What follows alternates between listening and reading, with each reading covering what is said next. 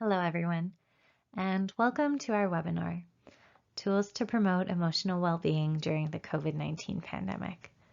My name is Catherine, and I'll be chatting with you today about our topic. This webinar is brought to you by Can Learn Society, and we have been extremely fortunate to be funded this program by the Alberta government. This program was created to help support those who have been impacted by COVID-19, whether that's an adult, a child, or a whole family. We're hoping that through these series, we can create a community, share resources, and help support each other during these challenging times. Today's topic will mainly be focused on supporting your own mental health as an adult. So, a quick outline of what we'll discuss. First, I'll talk a little bit about who I am and a little bit about Can Learn Society and the different areas that we work in. Next, we'll talk about COVID-19 and how that's impacted us and even how that's impacted our brain going through these difficult moments. We'll follow that up by talking about what does good mental health look like and what are some areas I need to watch out for in order to support my mental health. We'll also discuss an important topic called toxic positivity. And throughout this presentation, I'll give you a couple of tips and tricks and some different ideas to help you calm down through this tough time. Finally, I'll provide you with some community resources, some websites, some applications that can help support you through this process. So a little bit about who we are. Well, let's start with me. My name's Catherine. I am a provisional psychologist. And what that means is I'm a psychologist in training. I'm currently collecting my hours under a supervised registered psychologist. I've been with Can Learn for 4.5 years, and I've really been fortunate to work in a number of different areas when it comes to Can Learn. So some of you may be familiar with our organization, and for some of you, this is brand new, so welcome. Can Learn Society began by parents who saw that their kids were struggling in school and they really wanted to do more beyond the school system. And from there, we've grown to this nonprofit organization, and we do a number of different things. First, we have psychologists who work at hand, who complete assessments. And for some families where assessment can be challenging to pay for, we also have some funding for those families as well. We work with ADHD, we do some ADHD coaching for adults and teenagers, and we also have an ADHD adult group as well to help support that. We do some work with literacy, with math, and we also have other programs that are funded which look at supporting your child's social skills and how to build a calm and healthy family. We've been super fortunate to receive funding to help support families who might not be able to afford these. So I highly recommend that you have a look at our website, and if there was anything that I said that was of interest, it might be worthwhile to look more into. So for those of you who either attended or heard our first webinar, this is a question that I asked at the very beginning. And I find this question extremely important, which is why I'm asking it again. How has COVID-19 impacted you? Now, at first glance, this question seems a little silly. What do you mean, how has it impacted me? It's impacted me in every way. But I always say the first step in trying to change something is building awareness. If right now you're sitting and you're thinking, my mental health is not doing well, I've been struggling, or it's okay, but it's not what it used to be. We want to understand the factors that have impacted our mental health. So what has changed in your lifestyle with COVID-19? Has it been your work setting and you're gone from working full-time to part-time or from an office to at home? Has it been surrounding your families? Has it been being unable to see people and your social settings being influenced? It's important for you to take a moment to think about this question because this is the foundation for understanding our mental health and what areas have impacted it so we can start building that change. So, a couple things to think about. These are ones that came off of my top of my head, but I'm sure you might have something different on your list.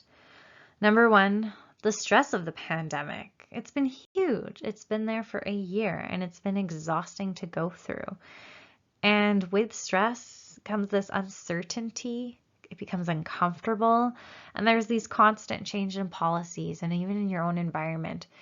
You're not sure when there's going to be a lockdown, when we're going to do online school.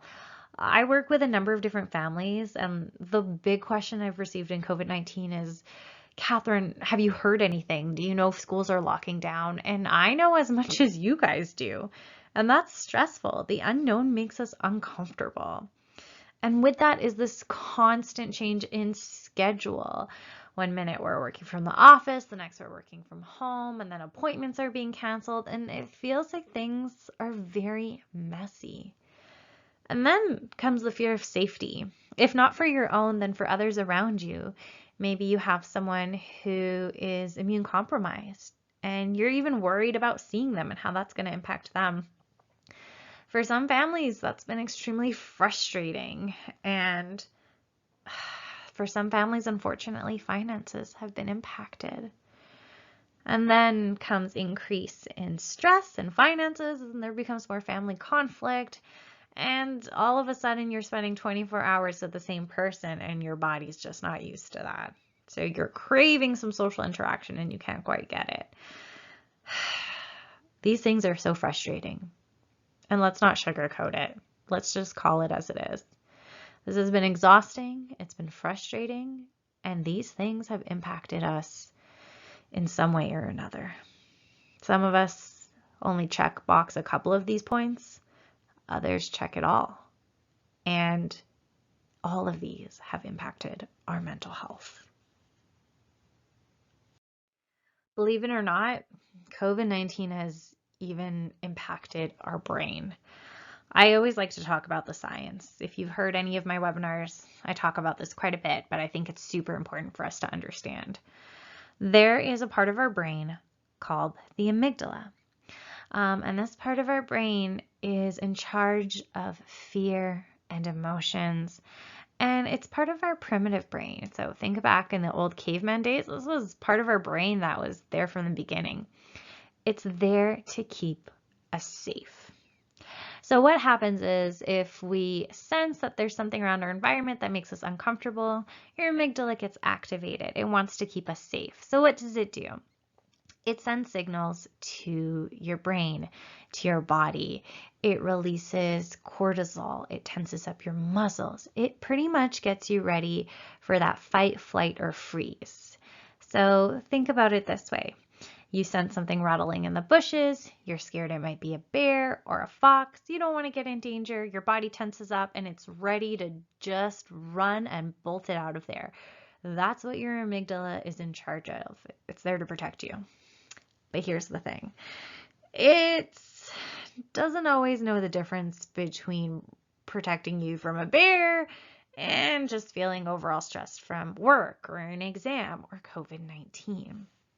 Now, typically, when we're going through this process, we realize, oh, I'm safe, I'm okay, everything's fine, and our body goes back to reset normal. But with COVID-19, our amygdala has been sending signals like crazy. Our body has been feeling extremely unsafe, and we're constantly sending signals to our body. Our cortisol levels are going up. These are impacting us on huge levels. And then we just start hitting fatigue. Your body is exhausted. And if you're like, I feel tired all the time, I just feel so strained no matter how much sleep I get, no matter what I'm doing.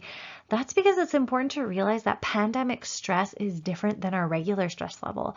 Our body hasn't been able to simmer down, and it's pretty much felt like it's been on fire or fighting a bear for over a year. This is super important for us to know. Now, there's another part of our brain that I want to talk about because I'm going to bring this up later, and that's our prefrontal cortex. That part of our brain is the front of our brain, and it's in charge of your logical thinking. So think about it this way. Your front part of your brain, it's what's able to make these wise decisions to problem solve. And when it takes charge, it's able to think logically. It says, okay, I need to do steps 1, 2, 3, and 4. But when the amygdala takes charge, it kind of just doesn't want to speak to that prefrontal cortex. It says, no, I don't really want to talk about your logic. We're not worrying about that. We got to keep safe. And it's almost overriding that system, or those systems aren't communicating. That's really important for us to know, because when we're going through these stressful events, we're also not thinking clearly. We're not thinking our best. So what do these high levels of stress do to our body? They do a number of different things.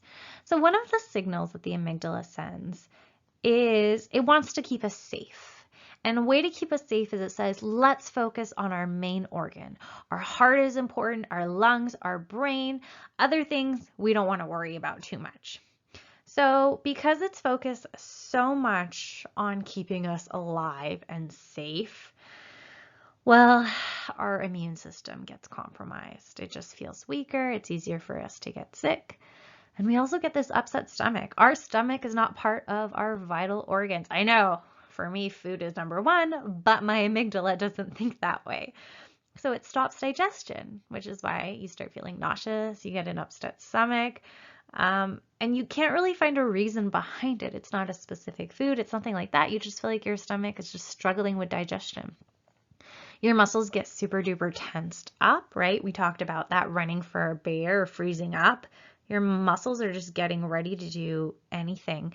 And because you're on this alert mode all the time, you're having trouble sleeping.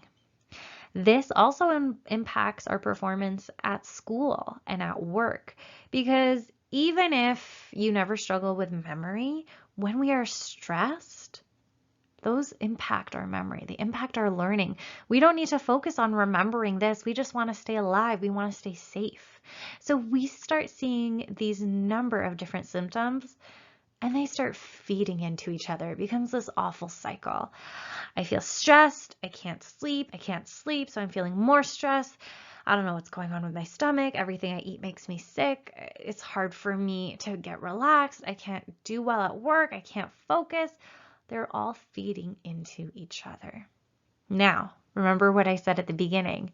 Your awareness is super important. Some people get all of these symptoms. Some only get a few.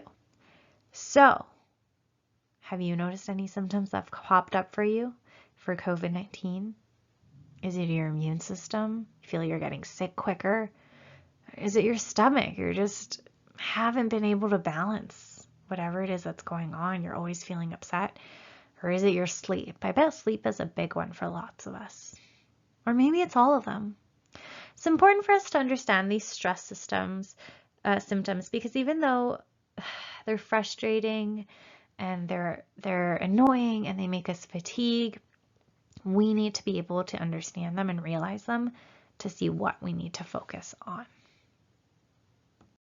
So that leads me to this question.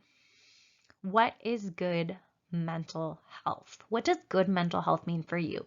We throw out this word left, right, and center, but what does it mean? And a lot of times there is this huge misconception on good mental health. People talk about it as, well, good mental health means like I'm in a good mood most of the time. I feel happy. I'm pretty, bubbly in personality, and I can balance it all, so I feel really, really great. And that definition is misleading. Good mental health isn't about being happy all the time. And unfortunately, things like social media really influence our way of thinking about mental health. Good mental health is understanding that our moods are on a spectrum. Happiness is one side of the spectrum. There's a bunch of moods in between. And there's our low state, our kind of sadness and feeling quite upset or frustrated on the other side of the spectrum. Being on any one of those sides of the spectrum for a large period of time isn't quite healthy. So yeah, it's not healthy to be frustrated and upset and sad all the time, but it's also not healthy to be happy and, just saying, oh, it's fine, everything's fine all the time as well. And I'll talk a little bit more about that in a following couple of slides. Having good mental health is being content and understanding, you know what, today was a frustrating day. I get it. It's not my best day. It's okay. This is where I'm at and this is how I feel, and that's valid. And you know what, today was a great day and I'm really proud of myself. I did this, this, and this. And it's being content and understanding in any one of those moods throughout our spectrum. Now, mental health isn't isolated. It comes and it's linked strongly to our physical health as well. And we can't talk about mental health without talking about our physical health. And it's all about finding this healthy balance between our mind and our body. And just as I mentioned before, being content, finding this balance is all about accepting and understanding and being aware. And part of that means understanding your triggers. What impacts you? What influences you? And how do you react to different situations? Okay, so we've talked a little bit about how COVID-19 has impacted us. We've talked a little bit about what good mental health looks like. Now you're asking, Catherine, where do I start? Like, that's great. I would love to get better at my mental health. I'd love to do that. I don't know where to start. So we got to go back to the basics. Our brain, our body is linked. It's connected. If physically you're feeling sick, you're in pain, it impacts your mood. You're more irritable, you're more grouchy.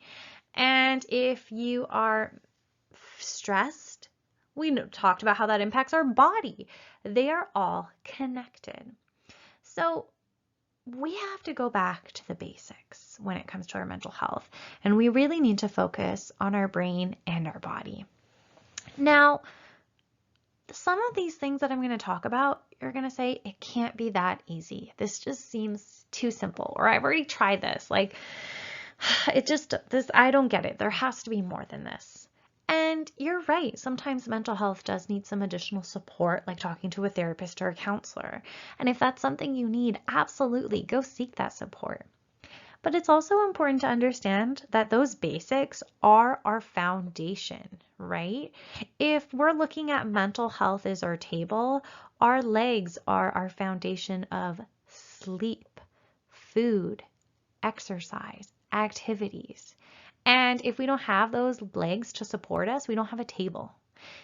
As simple and as basic as these may seem, you would be surprised how much you or those around you have been neglecting these basic needs and the power they have on our mood, on our thoughts, on our overall well-being. So yes, the following tips are going to seem pretty simple, but they are powerful. And they are important for us to build that foundation. So let's start with one of my favorite topics, food. How can you go wrong with food? Well, mental health is strongly linked with our nutrition, with the food we're putting in our body. Now, a lot of times, especially those of you who are parents, you are so focused on supporting your child, making sure they eat healthy, making sure they have this well balanced, and you kind of just eat whatever leftovers are around, whatever quick snacks are around. And yeah, for sometimes, that's our only option. We're in a rush, we're quick. But if this becomes our main lifestyle, man, oh man, that is gonna affect us. So some questions to ask yourself. Number one, do you have a healthy balance of your carbs and protein and fat? Or is it kind of all over the place? Number two, do you have a specific time to sit down and to eat, like a regular time schedule? Or is it just, any time that pops up? Oh, I got a break here, I got a break there. I can't get food by my laptop. That's when I'm eating. It's not consistent. Number three, are you eating home cooked meals? Or is a lot of your food just grab and go, fast food, whatever is around? Now, hey, I'm not against that. I absolutely love treating myself to that.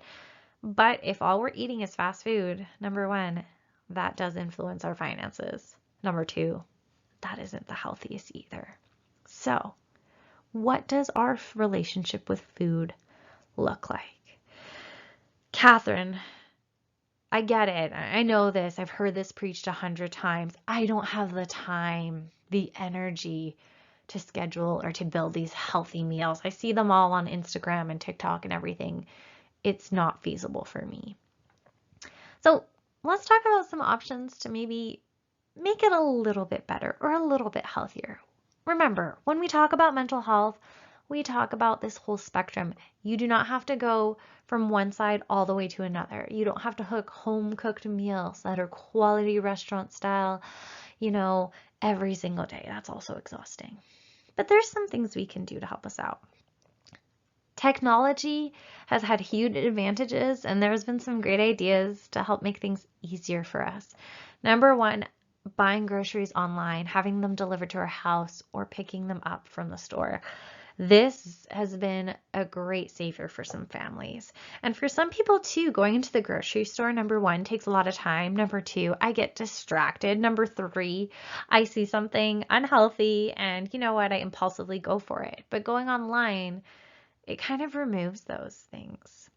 And yes, there is an additional fee, but I've personally had some friends who told me I'd rather save, an hour or 2 hours of me going to the grocery store and just ordering it online. So if that works best for your family, make sure you do that consistently. Number two, if that feels like a lot and you're not sure what kind of food you need or you're not sure about portions or sizing, there are so many food meal plans online where you order it, they send you a recipe card with exactly the food that you need and you cook it. Yes, some of those are a little bit more pricier. They range in their price range. Some of them have coupons and discounts for you to try. But this could be at least a good start to help you build that habit and routine into making meals. Now, of course, once you start building that habit, you can start making easy, quick meals and using Instant Pots or slow cookers, or you put everything in one pot and forget about it. But that habit takes time. And so maybe you want to try those meal plans for a month or so. Now, some people like meal prepping. Some people say it's repetitive, I don't have time for it, it's like a whole day process, and I kind of agree. That's personally not my style. But one really great tip that I heard, which I think is brilliant, is just cook the meat.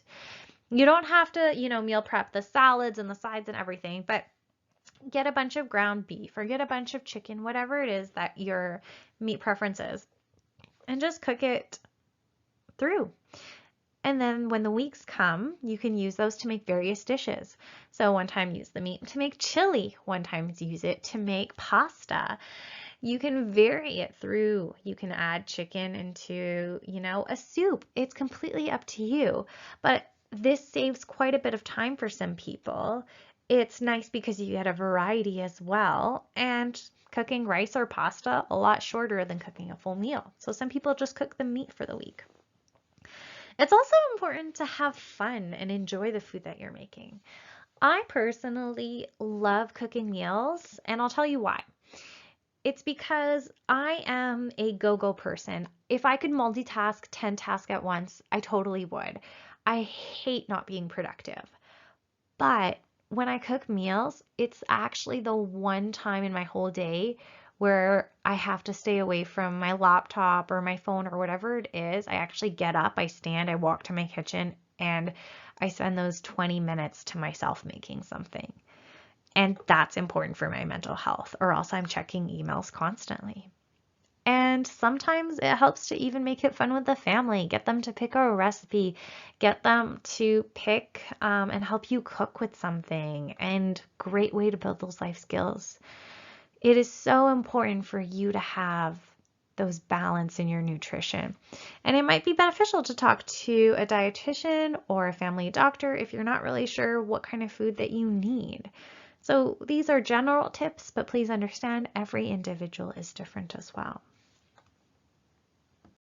As I mentioned before, technology has definitely advanced, and there are even food applications to help us. I mean, there are tons out there, and yeah, I personally haven't used all of them, so I don't want to recommend something I haven't used, but there's a couple that I've definitely enjoyed. So the first one is MyFitnessPal, basic one that many people use to track their food. They have a free version and a paid version, but that's a good one to understand your carbs, your protein, and your fats, because sometimes it can be confusing to know how much is what. Meal Limes is one that's great for meal ideas, recipes, and provides you with a grocery list. And another similar one is Eat This Much. So they provide you with a couple of different breakfast options. You pick it, and then they give you a grocery list. And the cool thing about this app is like the following week, depending on what you eat, it adjusts the grocery list for your new recipes. And then if you missed something, then it just keeps it there. It knows you still have it. So that's a really cool one. I really like Tasty app because that's a great one for me to get ideas and recipes, and the videos are so quick. They have 2-3 minute videos that show you quickly how to make it, and you can adjust it according to your own. So that's another great one that I personally love. Again, if you're not sure where to go with this, please consult a professional. These are general tips, but let's use those apps to help support us. They're there. Let's take advantage of them. So we talked about food being one of our foundations. We have to follow that up with exercise. Exercise is extremely important for our mental health. Several years ago, there was an unfortunate event where there was a bombing in the Boston Marathon. So there were several athletes. They were, this was one of their passions. They loved running. And unfortunately, many of them got injured during that unfortunate event. And something odd happened.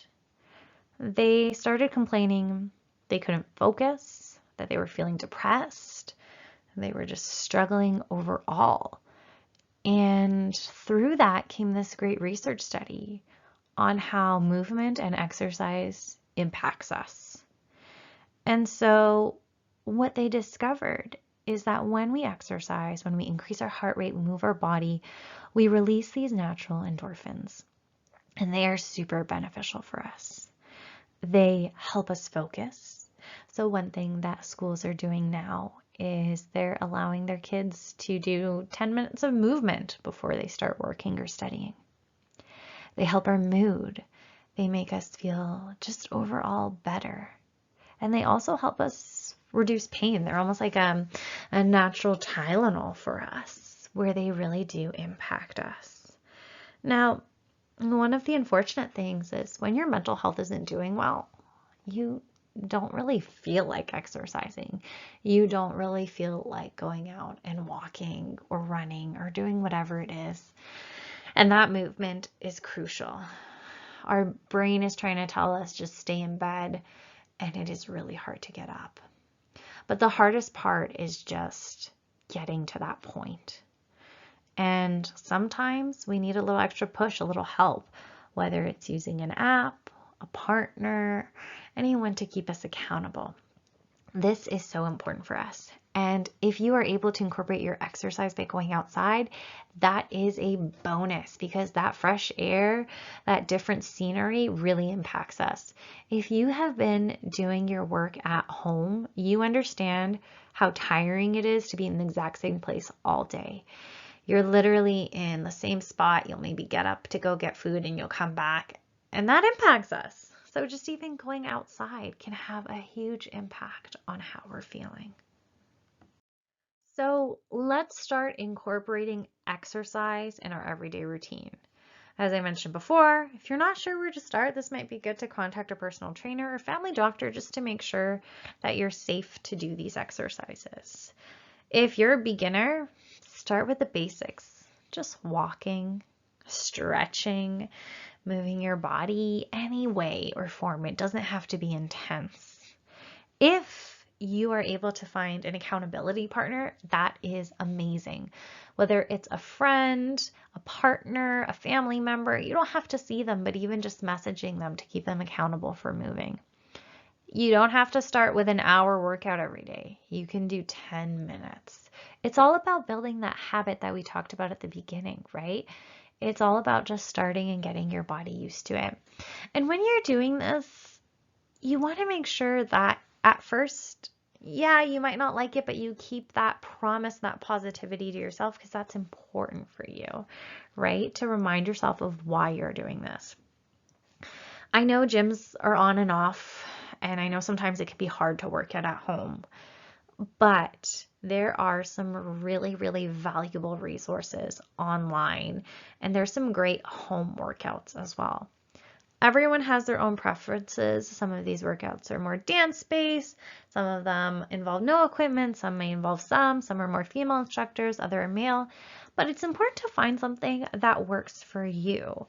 Some of these YouTubers and fitness instructors have these great built-in program, which again, make sure you check with a family doctor or a personal trainer before you go into it. But there's some really great resources to follow, and the nice thing about it is that they are completely free. So one of my personal favorite is Chloe Ting. I love her workouts because some of them, you can do one of her videos for 10 minutes, and that's it.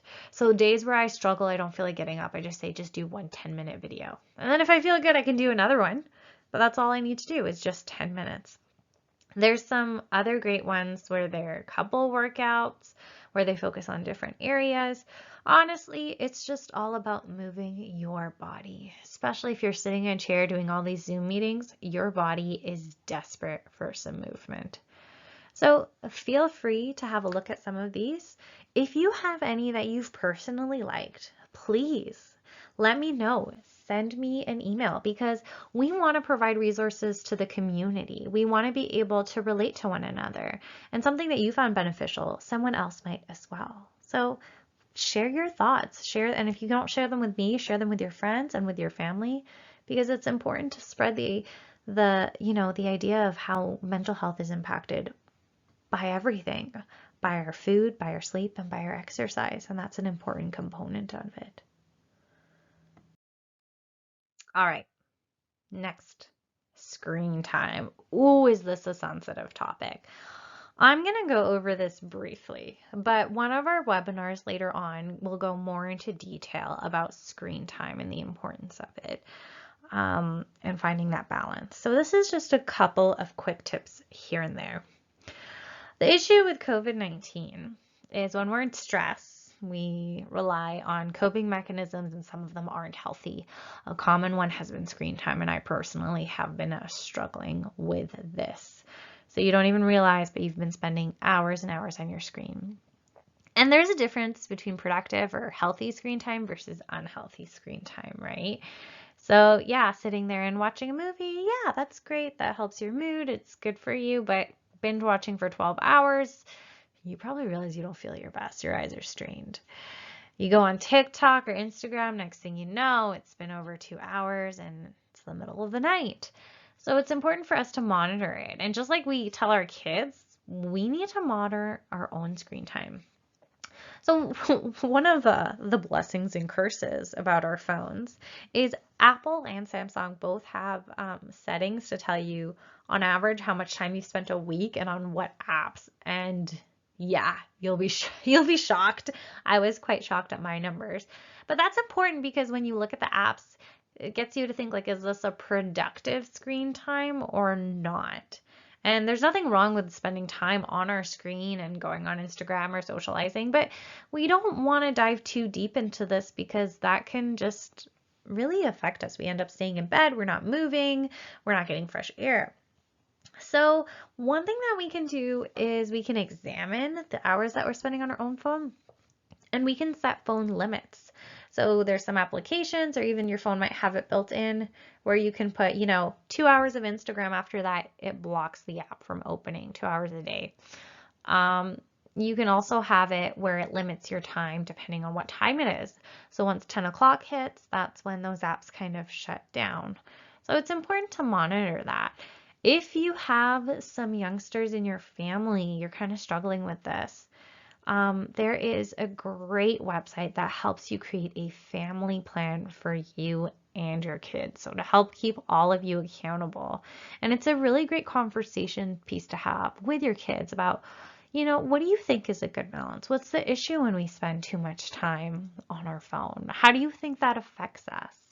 And talking about different alternatives that you guys can use. This is really important for everyone, kids and adults, because our phone can sometimes be a black hole. It can suck us up and we're mindlessly scrolling through it, and then we just feel tired and cranky. And not to mention, this is going to impact our sleep, which brings me to my next point. Our sleep.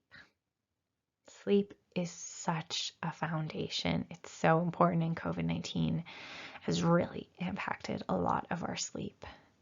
So everyone has different genetics. Some people struggle with sleep more than others, but there's some basic good sleep hygiene that we can do to at least help improve whatever it is that we're struggling with when it comes to sleep. First one, electronics. Our electronic has this great blue light, which activates our brain. It makes us stay awake, and it's really hard to sleep after we've watched a bunch of Netflix on our phones or on TV. So it's recommended that at least half an hour to an hour before you go to bed, you're not using any electronics. And this can be hard. So sometimes that's important to use one of the apps on your phone or the settings. So Samsung has these sleep mode where 10 o'clock hits and it kind of adjusts your screen accordingly, and the apps that you can access. And that's super important. Some people struggle not to check their phone at night. So I've had even friends who just charge their phone on the other side of the room. That, number one, helps them get up when their alarm goes on, but then they're not tempted to look at it when they're in bed, right? The second thing that's super important is the purpose of your bedroom. One huge mistake that we've been doing is we study in our bedrooms, we work on our beds, we watch TV in our bedroom, and the main purpose for our room should be for sleeping. When you're doing all these other activities, you're teaching your brain that, hey, this is where I watch movies, this is where I study, this is where my brain works. And you're teaching your brain that this environment is where I stay awake and active. So your brain gets really confused all of a sudden when it's time to sleep and it's in the exact same room as everything else. So if you haven't already, please find a different space for you when it comes to studying, when it comes to working. Not everybody has that luxury. So if you live in a very small apartment or you share an apartment with other people and the only place you have is your room, make sure that at least you're not studying on your bed. You have a desk, you have a table. Your bed should be associated with sleep. It shouldn't be associated with working or studying. The other important thing is to monitor our sugar and caffeine. And some people are more affected than others. So it's important for you to figure out how your body reacts and when is a good time to stop sugar and caffeine. And typically, I would recommend a couple hours before, because your body is still digesting that and it stays more alert if you've had it later in the night. But it's up to you to figure out what works for you and your body as well. Now, if you're in your bed, you're tossing and turning, it's been 30 minutes, 40 minutes, an hour, and you still can't sleep, that is a good time for you to get up, go in another room, go do something different. Remember, we want to associate our brain and our bed with sleeping. And when it's been over an hour and we've been in our room, we've been in our bed and we can't sleep, we're teaching our brain, hey, this is the place where I need to be awake. So it's important for us to take a step back, it's okay, and to go into a different room, try back in another 20 minutes, but just to teach our brain that our bed is where we sleep. These are simple tips that are extremely important. And you'll notice that if you're staying up late at night and it's hard you're on your phone, it's hard for you to sleep, probably the people around you are like that too. Families usually have very similar sleep hygiene. So maybe your kids are struggling with that. Maybe your dog is even struggling with that. As a family, you guys are actually feeding off of each other when it comes to your sleep schedule, and that is extremely important.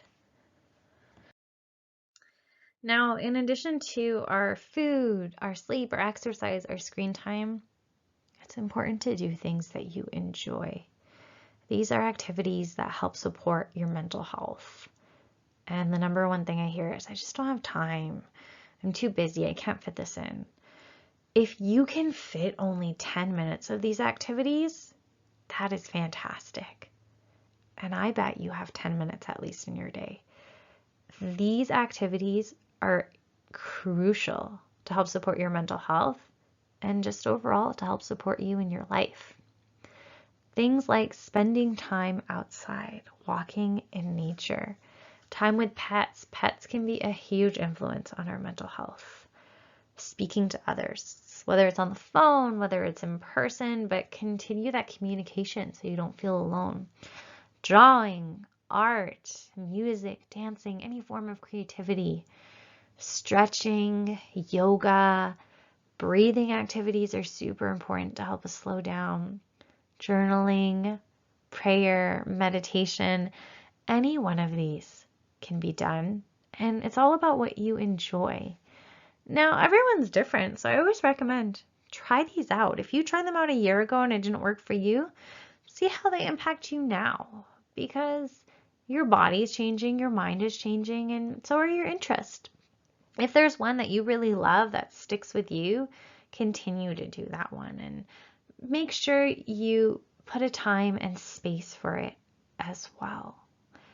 These activities are really crucial for our mental health. They are what keep our brain going and enjoying and living our life.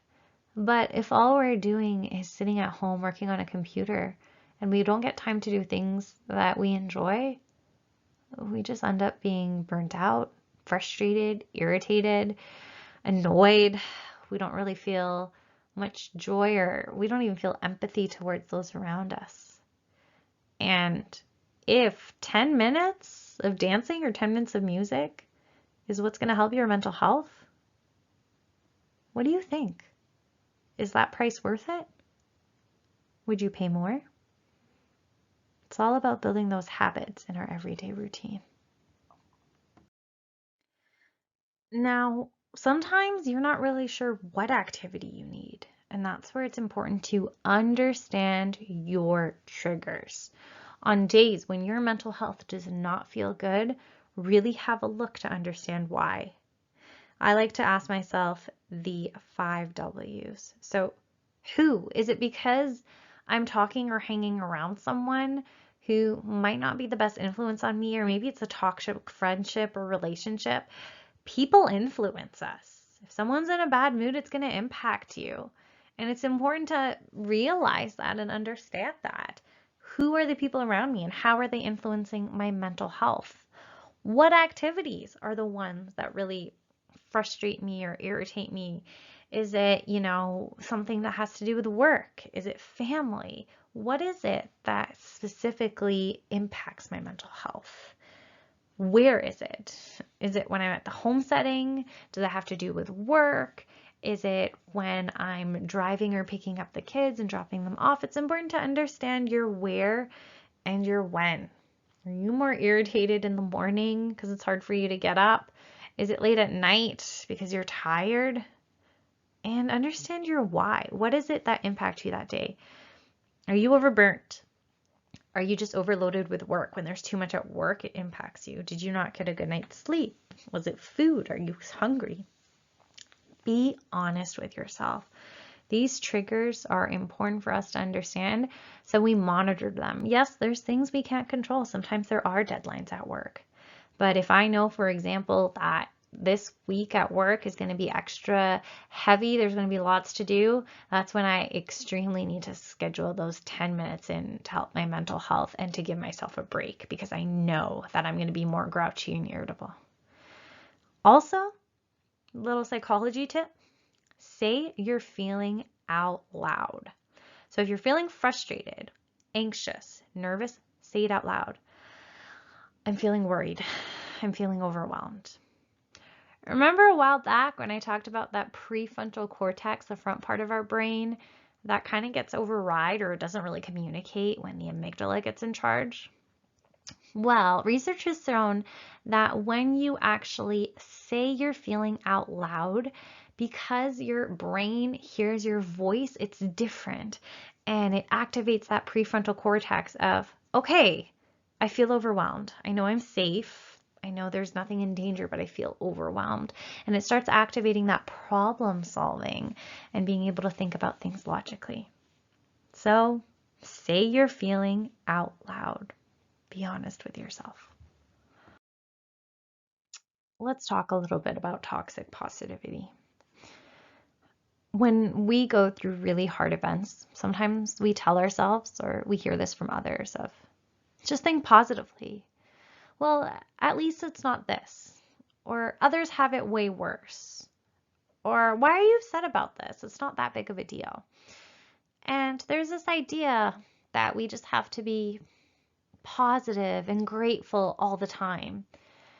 And with COVID-19, what's been happening, and especially at the beginning, the toxic positivity has gone up. Well, at least our country isn't as bad as so-and-so.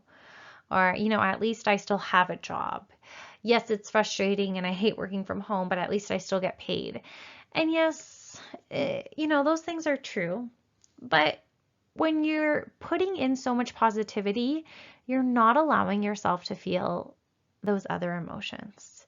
And what you're doing is you're blocking them and you're building them up and up and up, and to the point where you actually end up feeling worse. It's important to be realistic when it comes to these things. Yes, at least I have a job. I'm very fortunate for that. But I'm not gonna lie, it's been hard. I'm fortunate that I didn't get sick. And I'm also frustrated that there's all these rules and all these things that I have to follow. I'm a healthy individual, but it's frustrating to follow all of these. There's a difference between being positive and being overly positive where it's dismissing your feelings. And that's a big tip that we can do to help support those around us, is when they're going through something, when they're feeling overwhelmed and frustrated, is for us to listen and validate. That must be really frustrating. I'm so sorry to hear that. That sounds like a lot. Think about it.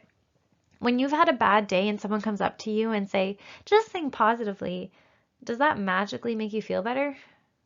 No. Sometimes it might make you feel worse because now you have this shame and guilt for feeling frustrated and upset when you know that there are way worse things out there.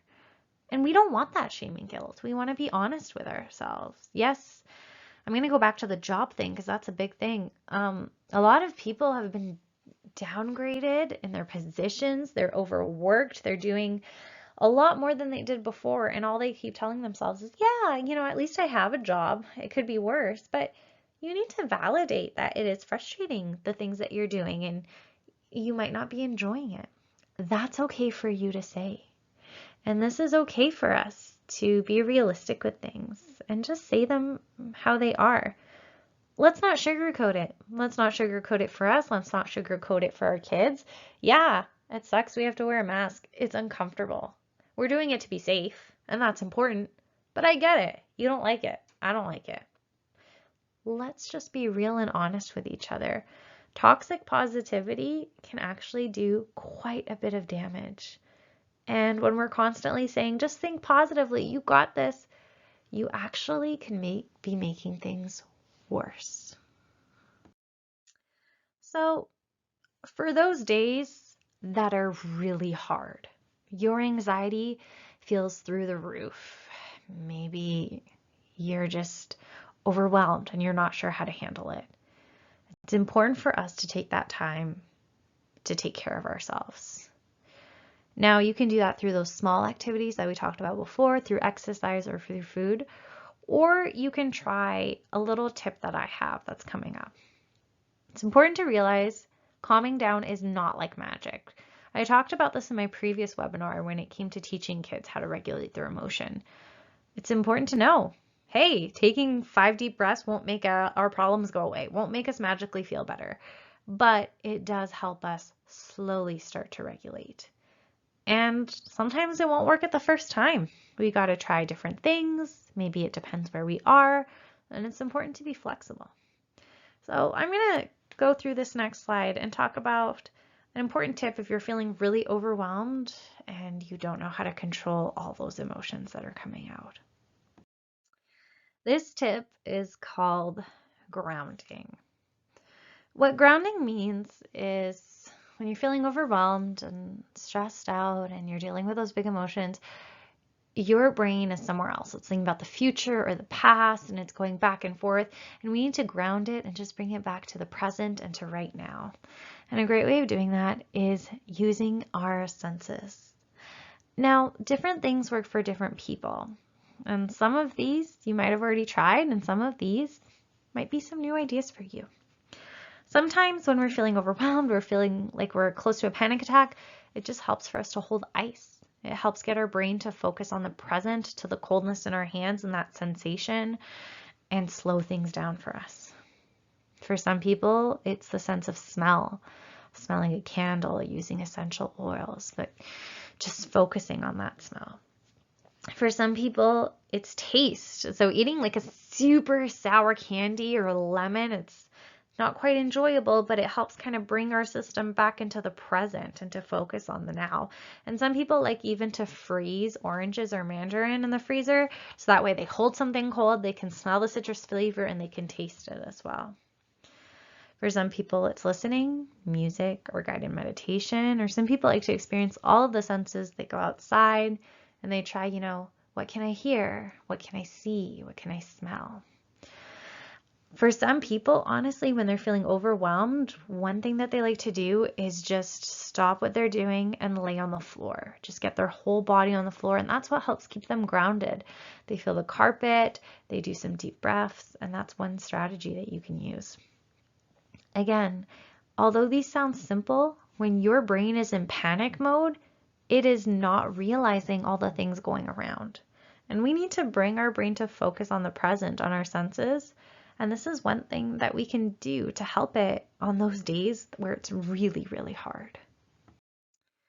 I'm getting to the final bit of my slides, and I want to talk about our sense of time. I know this is a concern for you. I get it. You are busy. I'm not going to deny that you're not. There's so many things going around, and I don't know how you're juggling it all. When you're extremely busy, the best tip I can give you is understand your body's triggers.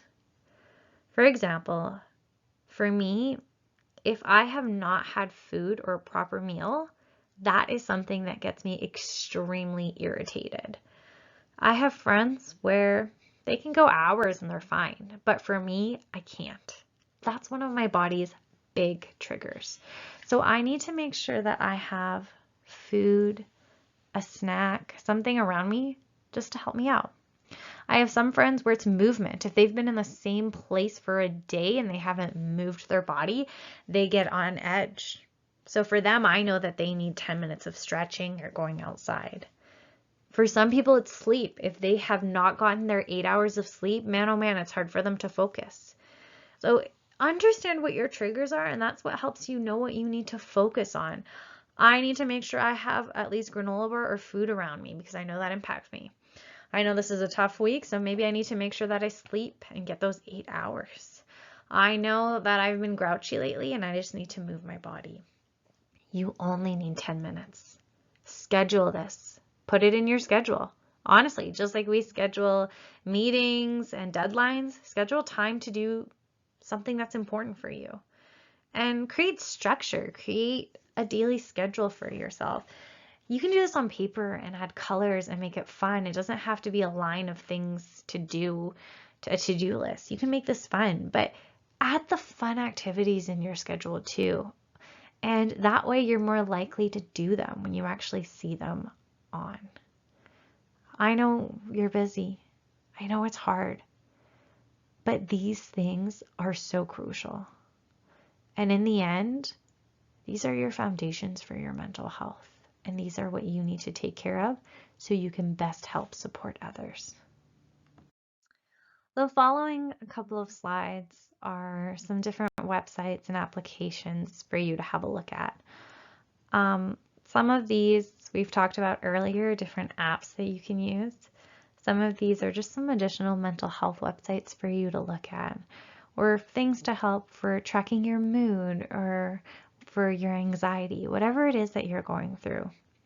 Now, since this webinar is pre-recorded, I'm going to leave this PowerPoint for you to go through and to go through these links as well.